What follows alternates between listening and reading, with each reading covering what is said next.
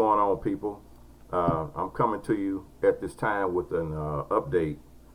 Yesterday, I had came to you with a story pertaining to children that were being shot and killed in St. Louis between the ages of 2 and 16 years old. And I have to say today that there has been an arrest in at least one shooting. There was an arrest today, and turns out it's a 51-year-old white man from St. Louis is connected to the death of a teenager who was at least among a dozen children, 16 or younger, killed by gun violence since April, police said.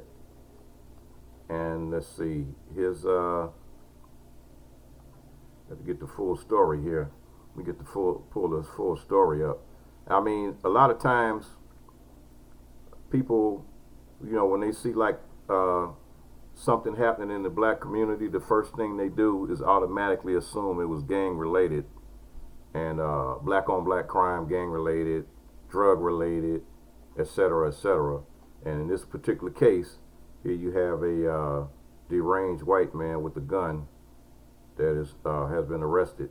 So it says a 54-year-old white man in St. Louis has been arrested in connection with the death of a teenager who is among at least a dozen children, 16 or younger, killed by gun violence since April.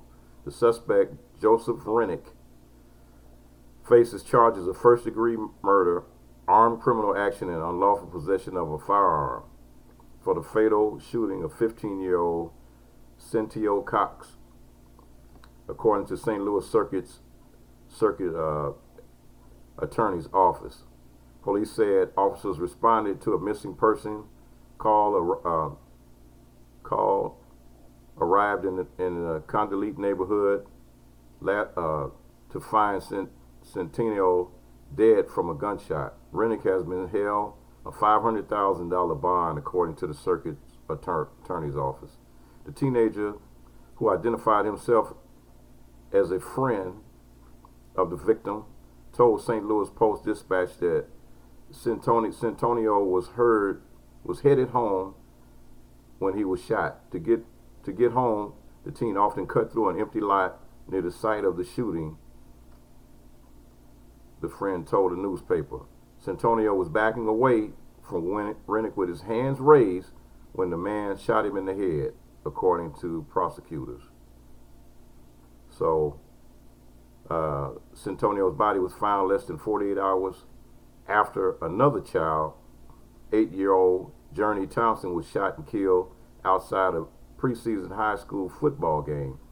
Rennick is the second arrest in a string of shootings. Police said a suspect was in custody in connection to the death of 7-year-old Xavier Usanga. The boy was fatally shot earlier this month while he and his sisters played in the backyard of their home in the city of Hyde Park's neighborhood. The suspect has yet to be charged.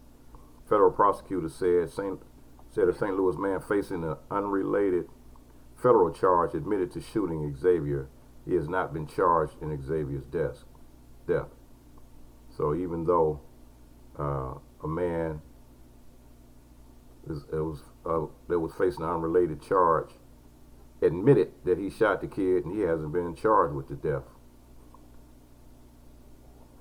Centennial's fatal shooting was the latest in what has been a deadly summer for young people in St. Louis, where police are investigating at least 10 of the juvenile shootings as homicides, while 2 others have been classified as suspicious, according to spokeswoman Avita Caldwell. People carried balloons on a Tuesday vigil, and it's like this is really this is like a crazy situation. Like I said before, the city officials offering a $100,000 reward, which is actually split between four cases of, and that was like 4 children that were under the ages of 10 years old. So that'd be $25,000 a piece. So that's at least one shooter off the streets. And like I said earlier, like the situation that goes on in Chicago, and when you turn on the news, it's talking about so many kids, people got shot in Chicago, and the first thing they automatically assume is that it was black on black crime, it was gang related, or it was drug related.